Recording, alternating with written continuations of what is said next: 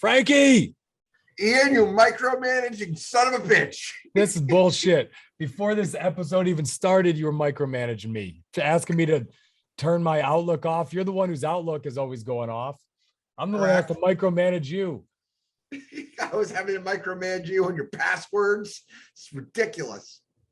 So I have a very good process and system about keeping my passwords. It's terrible. It's terrible. Don't believe them. It involves sending myself a complex web of text messages with the new password, and I have to search. So every time Frank asks me for like, hey, what's the password to our Instagram account or TikTok account? I'm always like, hey, send me an email and I'll let you know in a couple of weeks. And so Frank's like, share your screen. Let me show you this LastPass software I got, which I need no introduction to LastPass because a listener of this show and investor in our real estate is the founder of that company who made quite a killing on it. But I stubbornly refuse to use it because my process of texting myself a myriad group of new passwords has never failed me yet. So stop micromanaging me.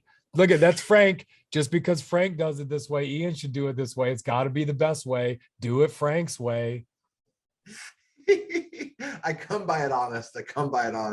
Ari Levy's mother was so pissed off in like 1992. She's like, why do we have to do everything Rhonda's way? This is where it comes from. It's your mom. It's your mom. Rhonda is my mom.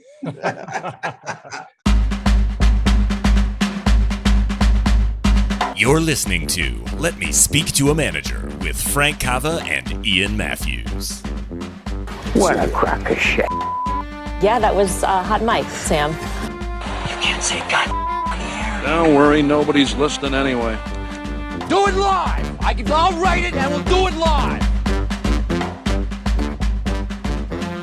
So this episode is how to deal with the micromanager, which I feel very, very qualified to talk to our loyal listeners about because I deal with Frank every Wednesday and he's all over me with all of his employees poking at me, picking at me, following up with me. So I am very good at being told exactly how I should do things.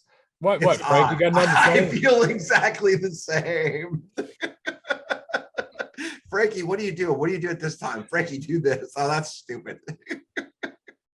I think we are both equally as qualified to talk about this. Now, I think we're probably both micromanagers from time to time who would never, ever believe the subject. Totally true. So it's hilarious. Frankie, whenever I do leadership essentials with a new management team, I do like a one-on-one with everyone and I just try to get to know them a little bit. And I ask questions about style, how long you've been a manager, tell me about your team, what's your style, what are your strengths, where would you like to get better? And it is hilarious how many people, without me ever saying the word micromanage, will volunteer that I am not a micromanager and I hate micromanagers. I would say close to 70%. It's got to be where I say, what's your style? People always are like, I'm not a micromanager, really quick.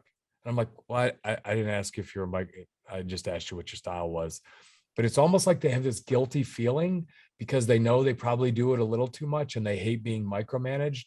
And there's actually a study from Gallup that I put in my leadership essentials class. You've been through the class, you probably remember this little piece, but it was like 75% of employees feel like their manager shows micromanagement tendencies, yet only 20% of managers in the same survey said that they have micromanagement tendencies. So it's kind of like the old 90% of men feel like they're above average lovers type thing where that's not possible mathematically. It's people all feel like they have micromanagers over them and managers all feel like they're not micromanagers. So somewhere there's this gap. And I think some of what we're going to talk about today, a lot of people who micromanage, they don't really know they're doing it. They don't know that that's how they're treating people. That's how they're behaving. They feel like that's just part of their job, what they should be doing. I think it's a human nature thing, right? Like most people are not inherently good managers. And what I would like to think is I'm not a micromanager, but the truth of it is I'm not a micromanager most of the time. Sometimes I'm an incredible micromanager. If something needs to be exactly specific, if there are things that you must do a certain way, it's micromanagement. We've talked about this before with children. If there's an emergency situation, if your kids are about to run into a street, you are absolutely 100% a micromanager during those moments. But what I think is we've societally have become so opposed to micromanagement, and we know it's really bad because we've all lived through it. Like nobody wants to emulate it. But I think the thing is this: there's different parts of management that you need to embrace. There are periods where you need to be a micromanager, and there are periods where you need to give people the ability to have space.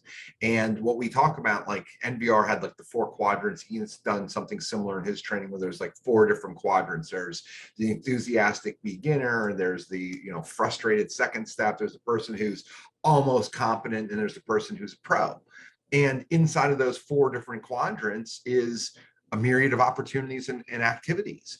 Like you could be an incredibly great worker, but you're given a new set of tasks and you need some micromanagement there in order to do it. So what I think we're going to talk about today is what to avoid and what to embrace and how to communicate it. And if you do those things very well, you can be a great manager, even though there's a component of you that allows you to have to micromanage.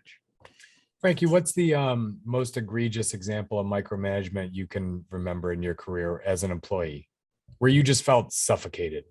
So it usually happened from people that were not great at their job.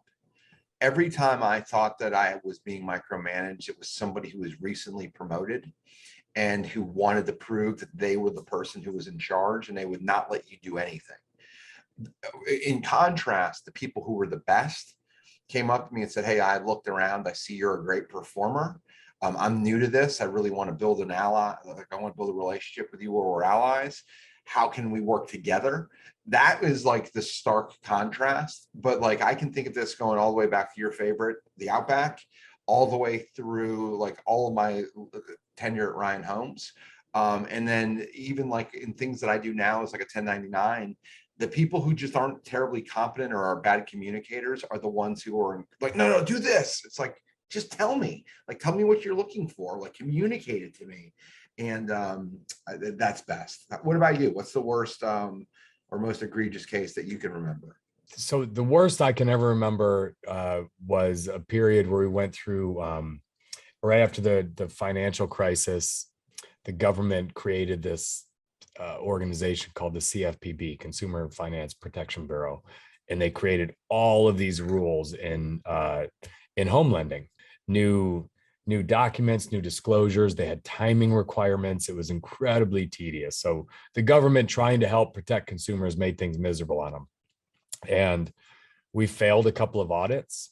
All of our auditors throughout the company just descended upon everybody. It was awful. We added all kinds of auditors, and we had a president whose main stated goal in the world was to pass audits.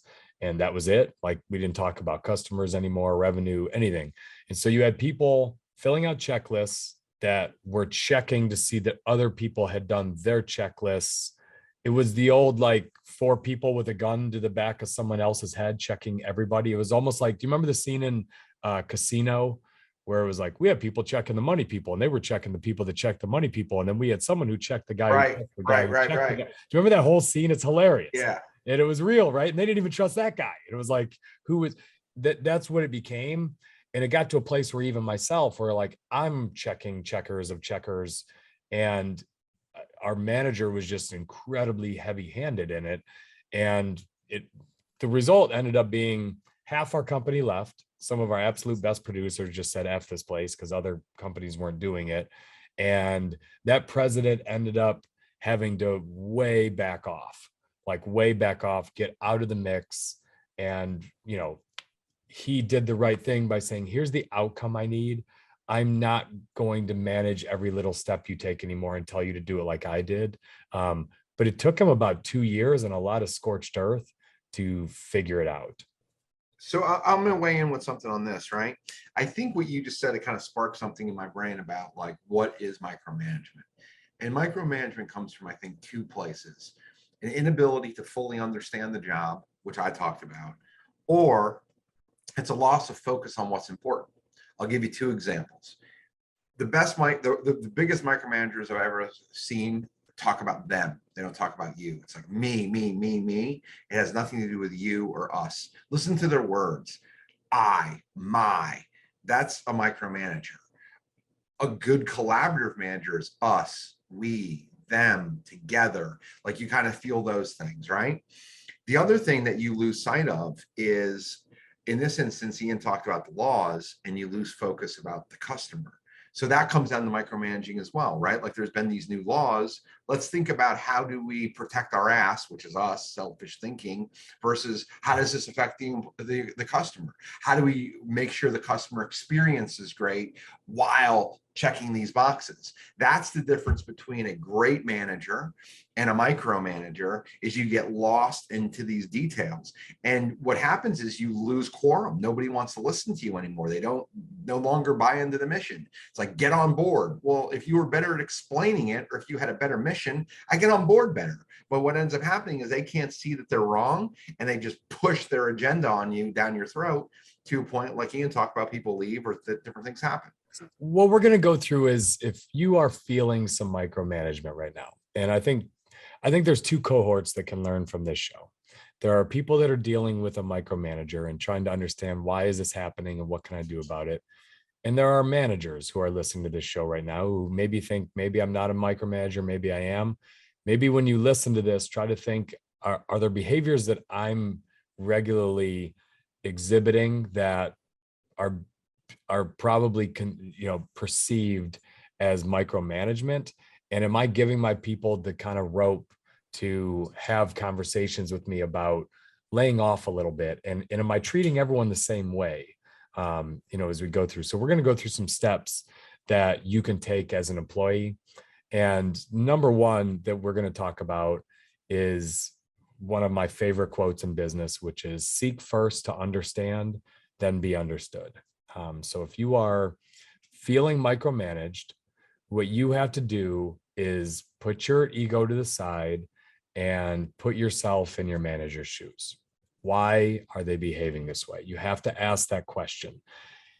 Assume, I love to just assume positive intent. People, I led this by saying that almost every manager always tells me I'm not a micromanager. No one wants to be known as a micromanager. No one has ever proudly said, one of my strengths is the ability to micromanage the hell out of people. Like, no one likes being micromanaged, and you certainly don't want to be known as one. So assume that people have a positive intent. They want to be a good manager. They want to make their employees happy. They want to be popular. They want to get results. They don't want to be known as a micromanager. So if you can assume positive intent, then try to understand, why is this happening? And there's a lot of reasons. Frankie, I think you brought one of the first ones up. Are they new? Do they just not know what a manager's supposed to be doing?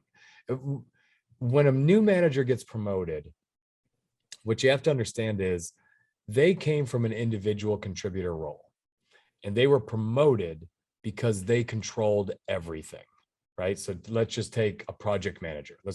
When you were a good construction manager, you were into the details. You were walking around, looking at your sites, talking to your subs, following up on your checklist every day. You had homes to build, and you were going to build them to an exacting standard that Frank Cava had. And you went steps further than most of the guys in there. You've told me about it before, because you had a degree in it. And so the ability to control everything within your control as an individual contributor got you known as one of the best. And then they promote you to managing those folks. And it's hard to deprogram yourself from that, of controlling every variable, because being a great manager isn't the same. You don't walk around the checklist and follow up with everyone all day and tell them how to do things. Whereas then you might do that in an individual contributor role. I don't remember exactly how this happened, but one of the best things that happened to me when I became a manager of others, like I had gotten a couple of different promotions, but like when I had my own group of people to manage, I was managing project managers, to Ian's point, and someone handed me this thing and they called it the strengths interview. So I took every single person I was managing, like 8 or 9 people, and I sat all of them down within the first like 2 or 3 weeks, and I went through it with them and talked to them about it. The other thing I did is I asked one of the other managers who I trusted, I said, all right, who's good and who's not? And he told me, he goes, here's your 2 or 3 stars. These people require a lot of your time. And what I did in the strengths interview is the guys that were strong all kind of told me in their answers, hey, I'm pretty good at this. Like, I'd really like it. Like, if this is how I kind of like to be managed. I asked them that question and I knew pretty early. Like, I remember being in construction, having good bosses and bad bosses. I remember being in sales and having good bosses and bad bosses. And I wanted to emulate the good ones and learn from the mistakes of the bad ones.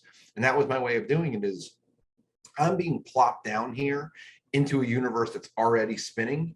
Like, all I need to do is just not stop that. And if there's people that require more help them. But that was the thing that I don't know kind of how it all happened cosmically, but I remember being in that role.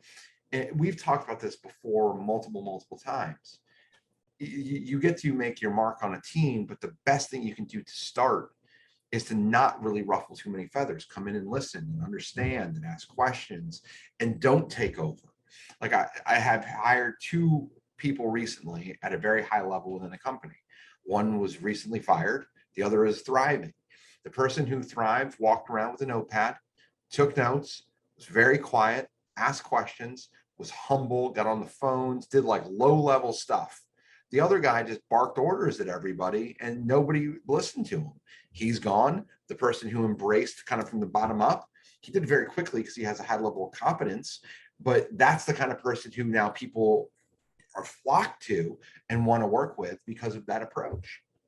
Yeah. So I think sometimes people just don't know they don't know what they should be doing as a new manager. And we'll get into ways that you can handle someone that just doesn't know. They're making people feel lousy. But I've seen a lot of new managers, what they don't understand is their success and the way they did things is completely attributed to their strengths, the things that they are uniquely good at, their set of experiences. And the way they did things to get results, they assume if everyone just does it the way I did it, we'll get great results. I know the path to winning.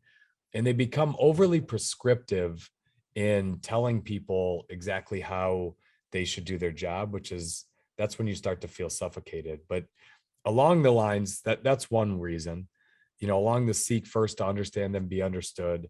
Everyone has a boss. Everyone has a boss. Like, even the owner of a company sort of has a boss. You got investors in your business.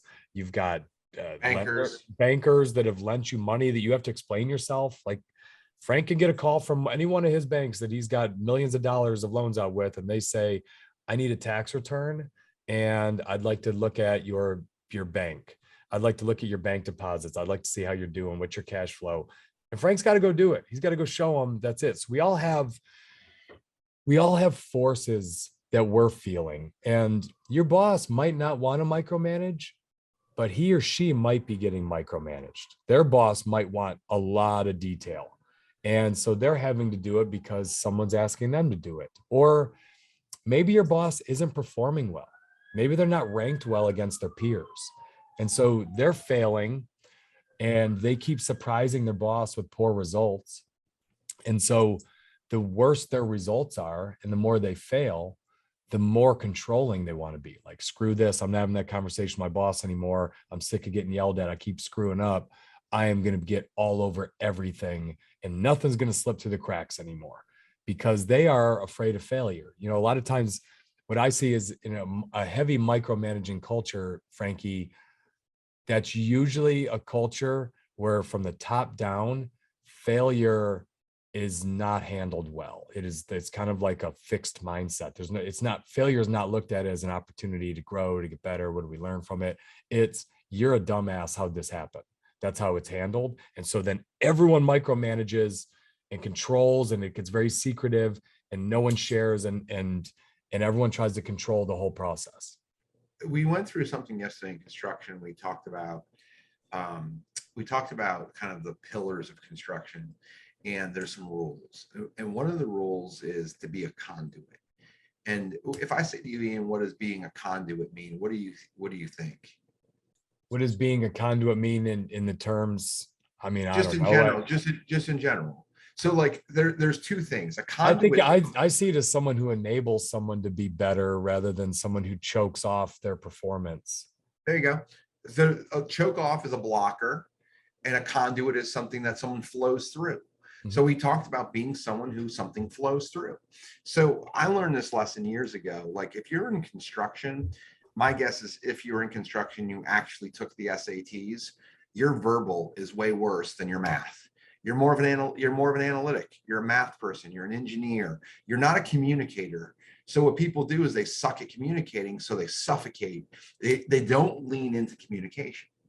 Like communication is one of the things that sets our species apart. We've been doing it for 100,000 years. There's, I don't know, thousands of languages.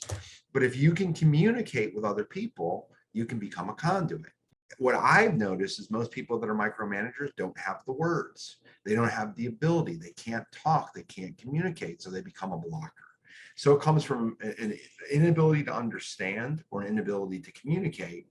And it's very hard to seek first to understand, then to be understood, if you don't even know how to ask the question and if you just jump in. So those are the things that I look at. It's like, think of yourself as a conduit. The best managers you've ever had are conduits. And those people wield a pen and a notepad and they ask a ton of questions. And the best advice I've ever been given is the good Lord blessed you with 2 ears and 1 mouth for a reason. Shut your freaking mouth and listen. It's the best thing you can do as a manager is listen. Yep. But if you're an employee and you're starting off, our first step, the biggest thing that we'd like to just impart on you is have some empathy. Have some empathy for your boss. They are under pressure. They are under stress. If they're micromanaging you, there is a good chance they're feeling more stress than the average bear. And that might be imposter syndrome. That might be a boss that they're in the doghouse with. That might be that they are not performing well against their peers and they're a competitive person and it's bothering them. They don't know how else to manage you. And this is why they're doing it. And we're going to get into some steps of how to help them see it and to trust you a little more. And that leads into, go ahead. What I was going to say right there was what you said. And I know we're going to lead into it with our next points is this. If you're an employee and you feel this and you're not sure where it's coming from with your boss, there is a woman that works here that came up to me. We had some tumultuous times in the last 6 months. And she came up to me. She goes, "How are you?" I'm like, "I'm good." She's like, No, really, like, how are you?" And I blow it off a second time. She's like, "No, seriously, it's been a hard couple of weeks. How are you?" And I realized she actually cared and wanted to listen. And what that did for me is it made me want to trust that person and talk to that person because I realized they're not just thinking about themselves, they're thinking about the broader picture and a little bit about me. And that makes me as a manager and an owner put my guard down and talk to that person. That's a way that you can break that down. You might actually be able to help, but you got to break through that barrier first. So number two is, if number one is asking yourself the question of why is my boss doing this? What pressures are they feeling? Number two is looking inside. So now you need to try to be honest and objective. A line that I've always used with people is, are you earning this micromanagement? I'll look right at someone. If I have someone that I have to follow up with all the time, I will call time out and I will say, do you like me following up with you this much? Do you enjoy this? Do you enjoy these little status meetings I have to have with you every week? Because I'm going to just be honest with you, I don't. I got a bunch of other I could be doing than having status follow-up meetings with Frank. Why am I having them? Do you like them? No, I don't. Do you understand why we're having them? Do you think I'm doing this because I like to punish you? No. Why do you think I'm doing it? Well, I've missed a lot of deadlines. Yeah, you've missed a lot of deadlines. So I have to add a layer of control, which is follow up with you. What can you do so we don't have these weekly status meetings, right? So it's a lot of times when you're getting micromanaged and you feel singled out, go look at your results. Are you missing deadlines? Are you performing? Are you one of the best performers? Or are you kind of middling in the middle somewhere? Or are you underperforming where your talent is? Or are you more experienced than some people on your team who are getting better results? How often do you surprise your boss with bad news? That's a great question to ask yourself. How often are you having to call your boss and say, "Hey, really sorry to have to share this with you, but I've got some bad news"? If it's often, you probably deserve some micromanagement. If you can't answer the questions that I just laid out with 100% certainty, your boss likely doesn't completely trust you. And it's not your boss's job to figure that out. It's your job to get your boss to trust you, just like it's your job as a company to get your customer to trust you 100%. It's your job as the employee, and the employee manager relationship. It is your job to get 100% certainty, trust with your boss, and you do it with a high say-do ratio. When you say you're going to do something, do you do it? And the closer you approach 100%, the less micromanagement you will likely feel, because they won't have time to mess with you. They'll be on to the person who's now dropping the ball the time and surprising them, and not you. You will become invisible, which is really kind of what you want as an employee. So what I would ask you is this: the status meetings that you just referenced, like how far into your career were you as a manager before you started having status meetings with people and saying, you know, basically you're screwing up? Like, when did you have those? Immediately? Did it take a little time? It took me time to start putting some of that kind of stuff in place. That's right, because you were a seasoned manager and you knew how to deal with it and not be a micromanager. You knew how to communicate, you knew how to call it out, you knew how to talk to people, and that takes time. Those are the things that absolutely 100% take time to develop as a manager. Yeah. So if you're a new manager, you need to understand, like, this is part of the process. You have to feel comfortable and get your footing. And if you do feel like you're getting micromanaged, Ian laid it out very well. These are the reasons you're getting micromanaged. Like, think of the pressure that other people are under. You clearly, as a worker or an employee, you have pressure on you, because your pressure is you need to do the job, get the paycheck, pay the bills. Think about the person managing you. So do they, but they don't get to do the hands-on stuff anymore. You do, and it's up to you to perform, and that's how they're getting managed. So if you're failing in these ways, the best thing you can do is you can just jump in and do. And that's what causes some of the micromanaging that Ian's talking about. So there's an honesty thing. And if you're honest and open to these things, you realize it pretty quickly and can fix it if you're being micromanaged or if you are a micromanager. But you have to look at it from that perspective. There's typically a reason. Yeah, all of that's great. I think about even my catchers on my little youth baseball teams. Some of them, I let them call pitches and I trust them because they won't do anything stupid. Other ones, I let them call pitches and they're goofing around throwing 3 out of the first 4 pitches as curveballs. And now we've walked someone and it's kind of like, all right, that's off. I'm back on pitches. Like, you're a knucklehead. We've talked about this. Like, if you don't want me controlling and telling you what to do all the time, make smart decisions. If you always swing at the first pitch over your head, I'm probably going to make you take the first pitch every time, no matter if you grumble at me or not. Now, if I give you hit away and I see you take one right in your eyes, you've earned it. All right. You obviously know how to manage in a bat, but if you keep doing knuckleheaded things when I give you autonomy and I give you agency to go make decisions and you screw up every time, I'm probably going to get a little more controlling because I'm trying to win a game here. I'm trying to get the team to do the best we can. So I'll give an example of not micromanaging, but macromanaging. Ian, no doubt, I was on Instagram and he was compelled to buy the shirt he's wearing, which is a Motley Crue knockoff from the 80s. And there's a little slogan on there that says, "Too fast for love." Nobody from Motley Crue says they're too fast for sex. They're just too fast for love, which means we get in and we get out. That's macromanagement. That is promoting a theme.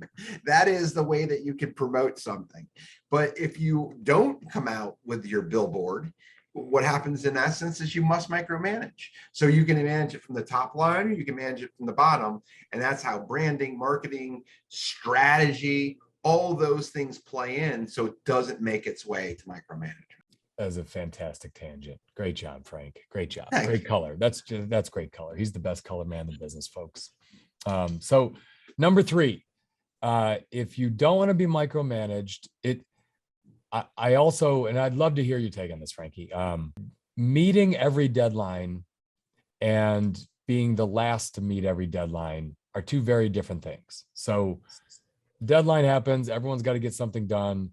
If you're the person who's always kind of desperately sliding in at the last second to get something done, you're the type of person that a manager is going to check in with because they're always going to be stressed. Like our buddy Paxson, when he invests in our real estate deals, gets a ton of micromanagement from me and Frank, and he's earned it because he's always the last guy to turn something in. We joke like it's going to be him or Zupan who's turning in their money last.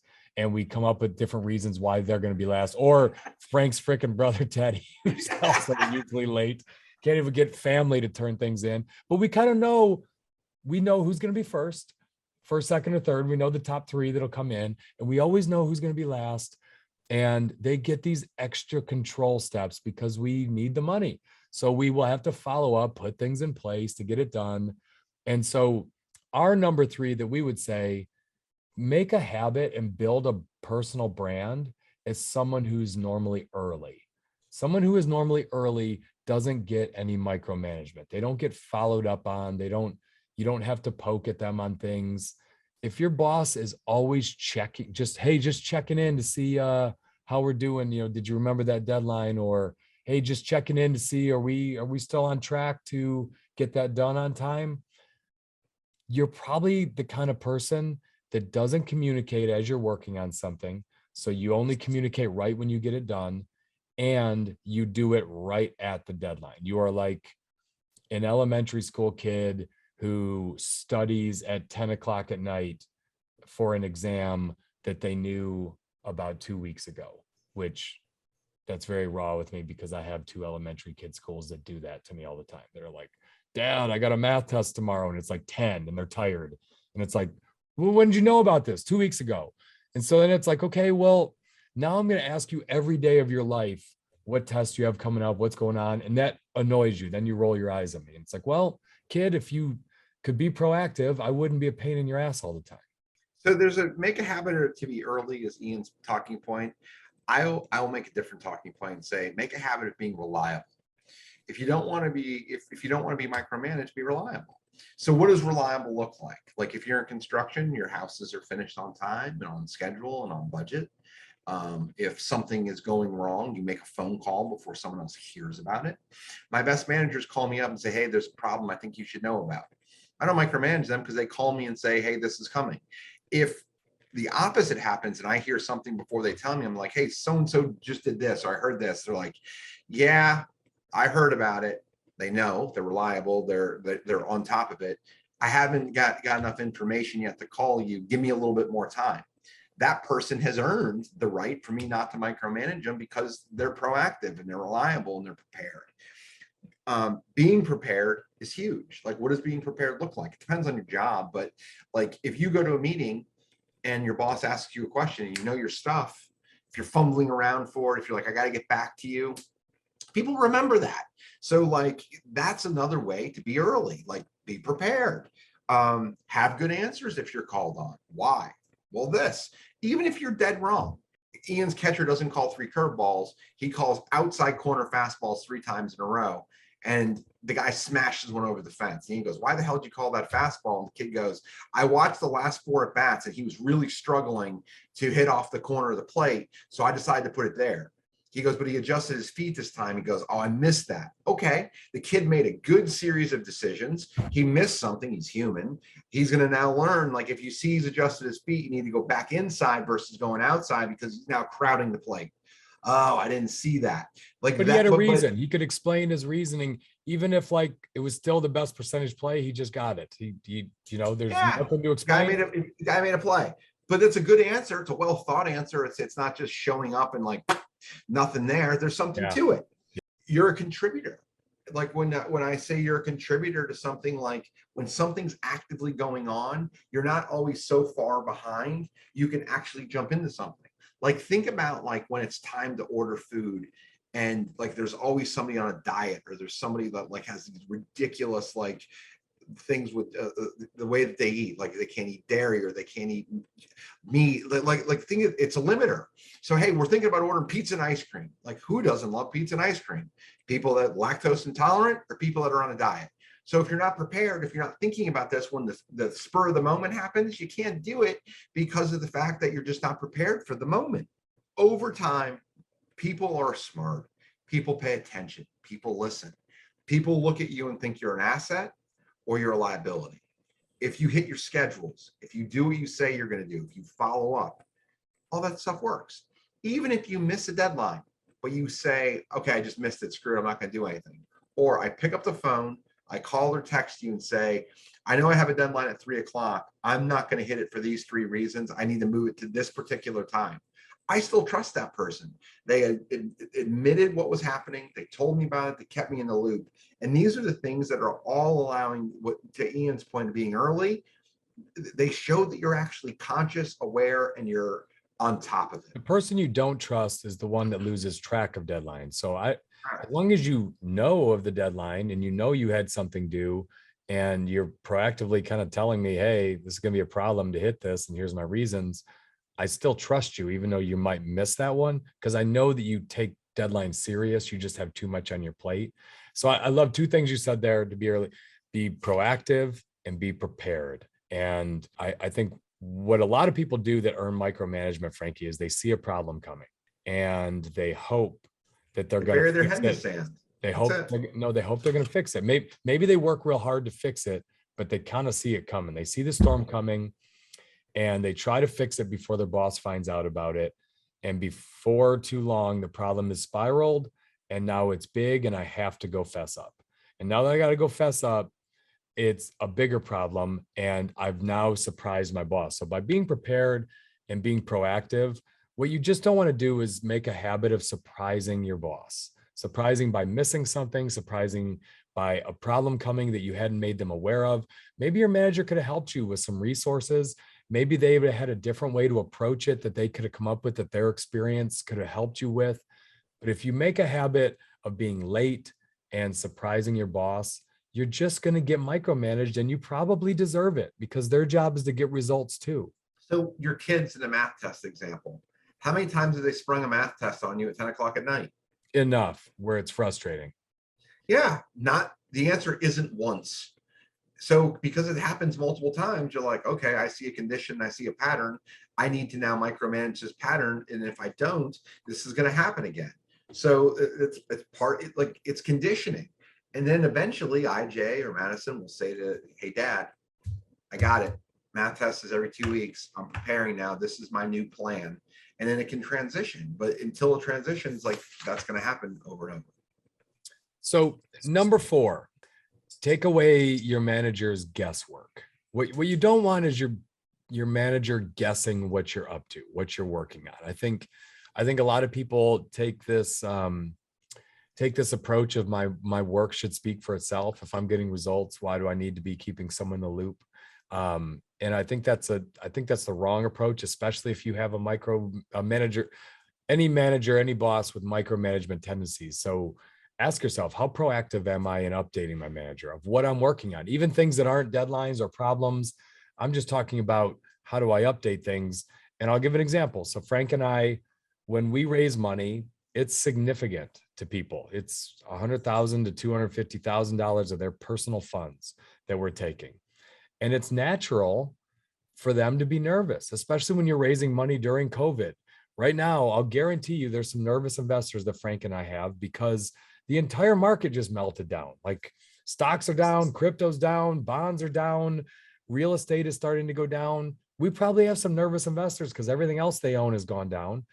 One thing that Frank and I like to do before they ask, we've conditioned them that every quarter when you get a check, you get an update on the progress we're making, how we're doing. And we'll tell you, here's some things that are a little uglier than the last time we talked about. Here's some things that are better.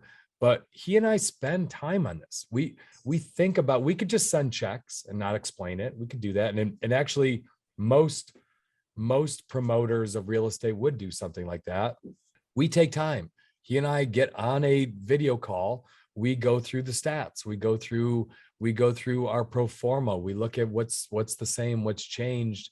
And we try to put a good comprehensive update together. And by doing that, Frank, you and I have never had one investor reach out in the middle of a quarter and be like, is everything okay? Because every 3 months, they know they're going to get a check, 1, and 2, a solid update from us with pictures, with progress that Frank's team's doing. We go into great detail to take the guesswork away. We don't make them guess, how are you guys doing?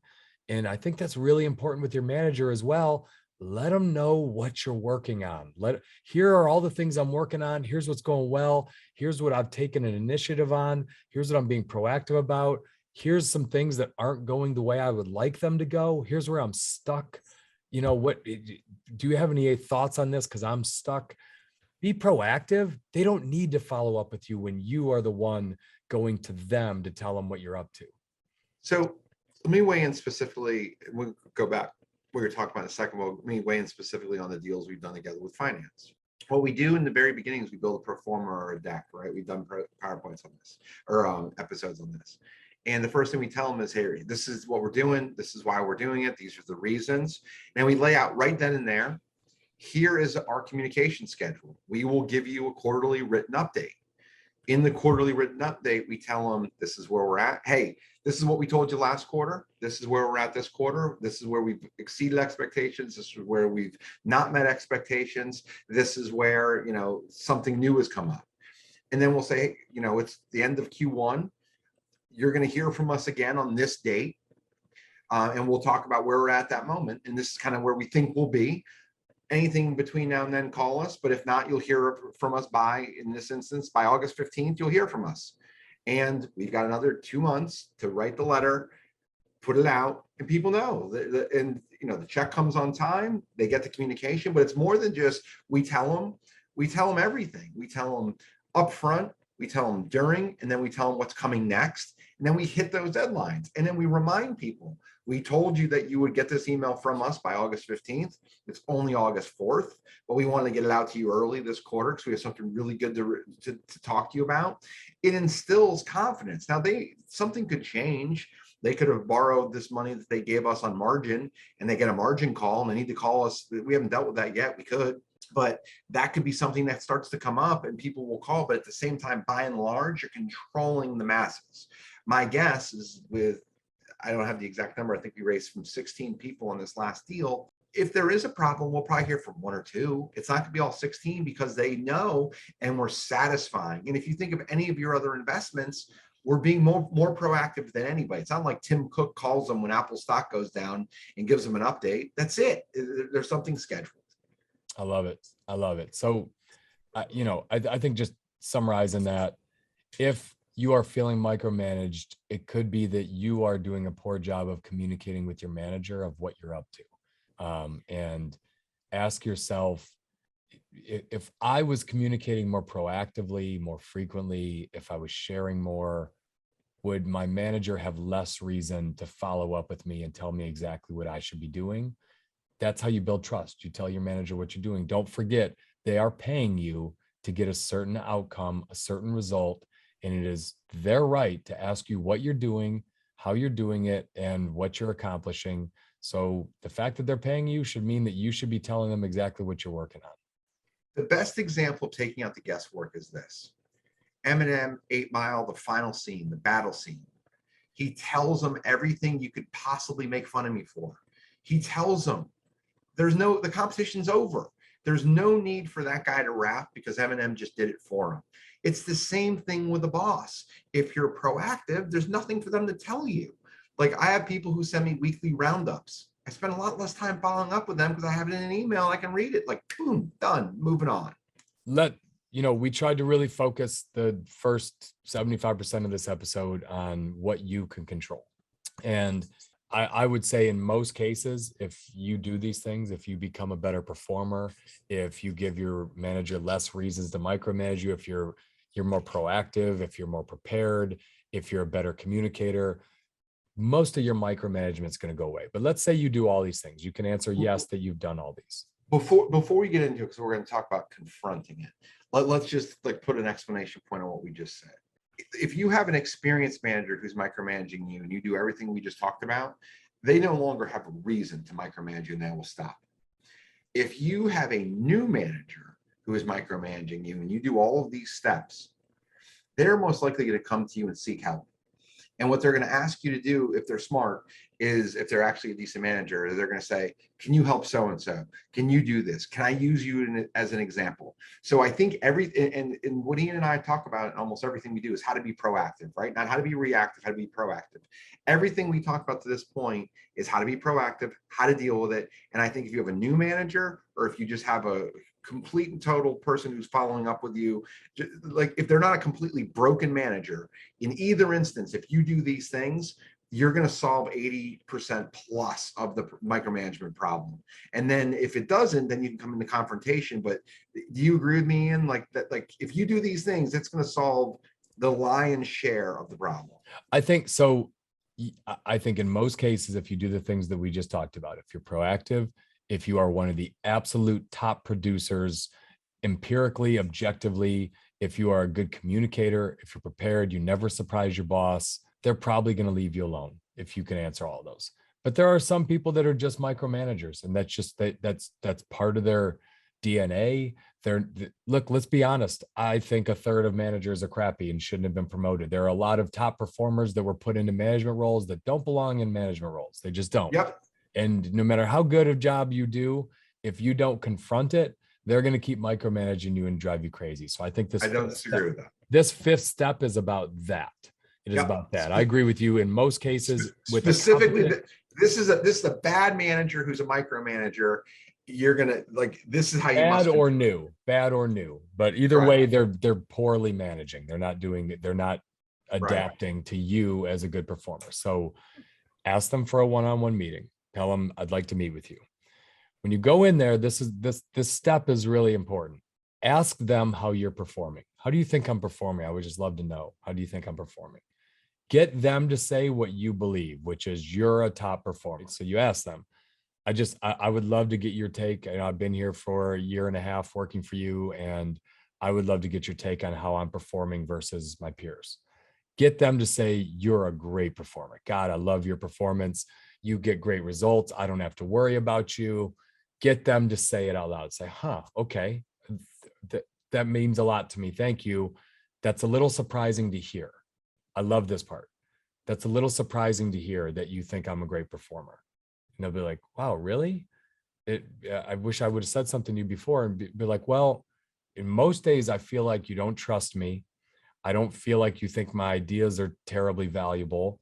I get the sense from you most of the time that you're always expecting me to screw up or miss a deadline or fail, and then just stop and say, and frankly, sometimes it feels just suffocating how little you respect how I'm doing here. And then just stop and look at them and see what they say to you. The odds are very high, if they've already told you you're one of my best performers, that they are going to be contrite, they're going to feel terrible, and they're going to say, I'm so sorry. What would make you feel that way? Well, I mean, you follow up with me 7 times a day. You ask me to copy you on every email. You make me come to every meeting with the people that aren't performing and give you status updates 3 times a week. It feels like you don't trust anything I do. Get them to realize that they're screwing up. Get them to kind of, if you just come into this and say, you're a micromanager, you're going to get in an argument. You're going to get in a fight. It will not work. You have to tell them that the way they feel about you is very different than the way you feel that they felt about you, that you are completely shocked that they think you are a good performer, because the way they manage you is the complete opposite of how you would manage someone that was described that way. So the only thing I will tell you in this is I wish I knew this skill set in my low 20s, because I had micromanagers and I didn't have the vocabulary or the ability to communicate it with the strategic plan that Ian just laid out. And what happens is you end up in a fight. You have a micromanager, you call them a micromanager, they don't believe they're a micromanager, and now you're in a knife fight. But if you do it this way, you're using strategy and you're kind of setting a trap, and you're kind of forward pacing the conversation, and it's a way to keep pressure low. I joke about this all the time. My wife listens to NPR, and I call it the attack of whispers. They talk in a very hushed tones and everything. I disagree with most of what they say, and that's why I call it the attack of whispers. But the point is like, if you have a lower voice and you don't get someone else's blood pressure to raise, you can get away with saying different things because you changed the tone. You're a micromanager, I'm on my heels. Having this type of a conversation with a slow burn, it gives it a very different outlook. And even if the person is a micromanager and they don't hear it immediately, they should hear it over time. And because they're not threatened. You're not threatening, you're just simply having a conversation. You're not stating a fact, you're implying some things. So You're not saying you're a micromanager, you're a controlling prick, I don't like working for you. All of those things can be argued because that their cognitive dissonance is going to kick in and they're going to say, no, I'm not a micromanager. I've already told you no one will ever admit to that anyway. But they can't argue how you feel. So this is Dale Carnegie 101. You can't argue with someone on how they feel because how could you? No one knows how I feel but me. So if you say, I've been feeling this way lately, it's impossible for the manager to argue that. All they can say is, God, I feel awful that I've made you feel that way. I'm sorry. That's not my intent to make you feel that way. And if you're really feeling it and you're a top performer, go as far as to say you've even thought about looking for another job because you felt like you might get fired by this boss. Go as far as to say that. From a leverage perspective, if you want to get paid more, if you want to get promoted more, if you want more control at work, you always want your manager to be just a little bit nervous that you might not stay. You don't want them to feel that you are loyal beyond the fact that you wouldn't work for someplace else. So if you're feeling it, slip that in.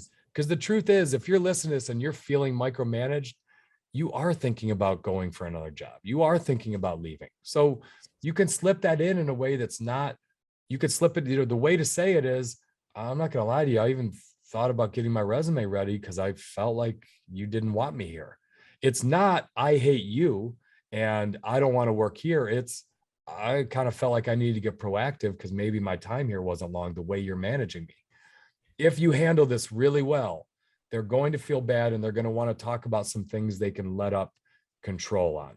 You can now transition to this. And if you feel like this, if you handle this well and there's not an argument and they feel bad about having done that, this is when you kind of pivot to, here are a couple areas where I would just ask, can I try this myself and come to you if I get stuck?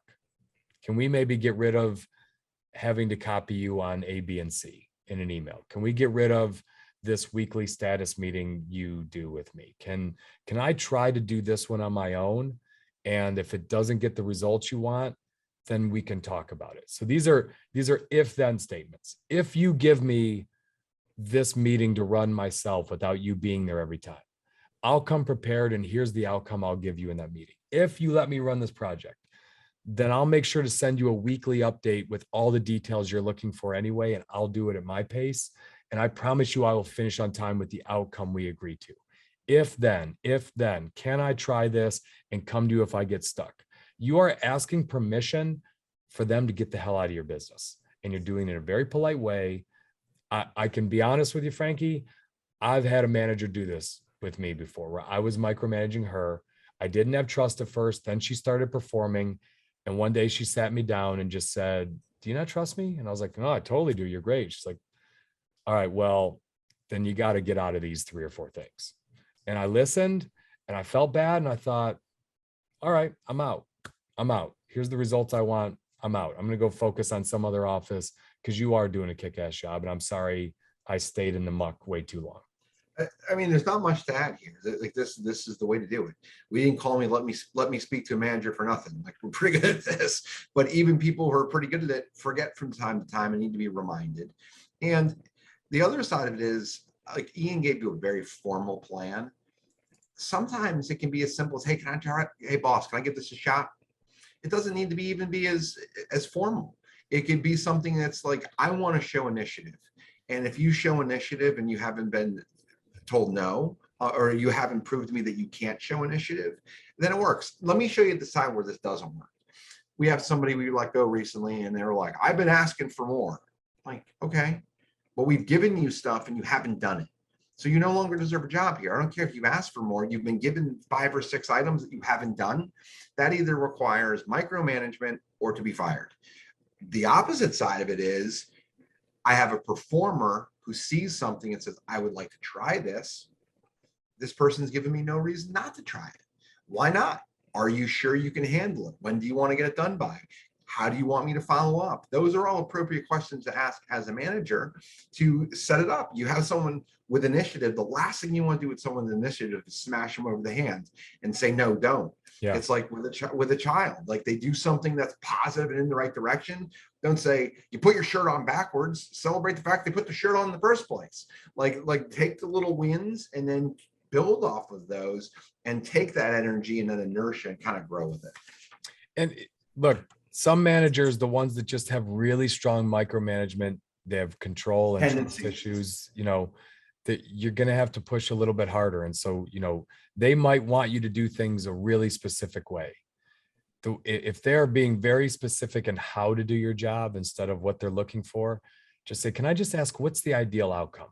What's the ideal outcome for this task or this project or this job function? What is your ideal outcome? And then you can just ask, okay, how are we going to measure it? How's that measured? How do you look at things? Okay, great. If I can get you that exact same outcome, the way you just measured it, the way you just described it, that result, can I try a different approach that might work for me? Because I believe you that way worked for you best, but I'm a little bit different and I want to try to go about this different.